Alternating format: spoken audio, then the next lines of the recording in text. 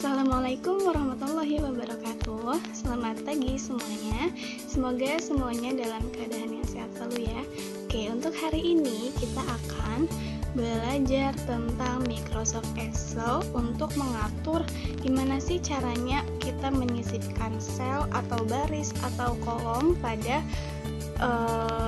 tabel seperti ini. Oke, nah di sini akan dijelaskan untuk menyisipkan sel terlebih dahulu. Nah, misalnya Miss akan menyisipkan sel di sini. Di sini, nah ini Miss klik kiri dulu, kemudian Miss klik kanan. Nah, di sini ada insert. Nah, di sini ada shift cell right, ada shift cells down, ada entire row, ada entire column. Nah, kalau misalnya Miss ingin menyisipkan selnya di sini, berarti Miss pilihnya shift cell right. Nanti dianya akan menggeser ke sebelah kanan yang angka 160 ini. Nah, seperti itu. Mbak Miss Ando. Nah, kalau misalnya Miss pilih shift cell down, maka akan yang ininya yang nambah selnya kan jadi ke bawah, dan yang ininya dia mundur jadi ke bawah gitu. Nah, kalau Miss pilih yang entire row itu kan baris ya.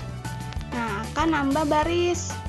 Ini kan baris nih. Kalau yang ke bawah itu disebut ini kolom, ini kolom. Kalau ini baris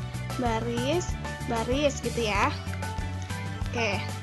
Nah, kalau misalnya Miss ingin menambahkan baris di sini. Nah, ini bisa diblok dulu, bisa juga enggak ya. Nah, ini gini, kemudian baris. Nah, seperti itu.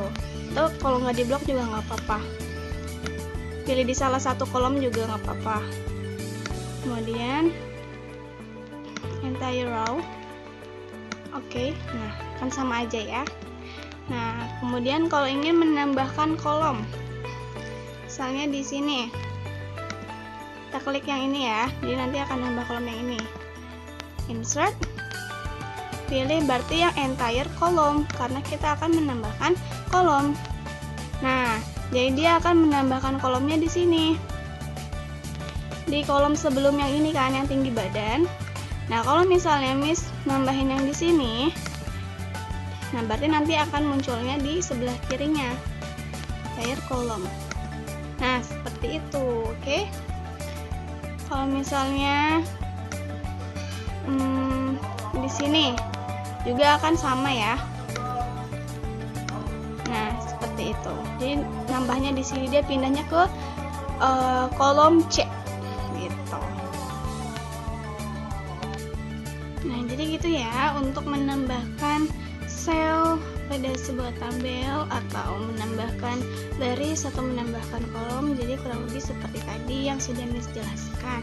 Nah, sekarang adalah gimana sih caranya untuk menambahkan lembar kerja pada jendela Microsoft Word. Nah, lembar kerja itu ada di sini ya.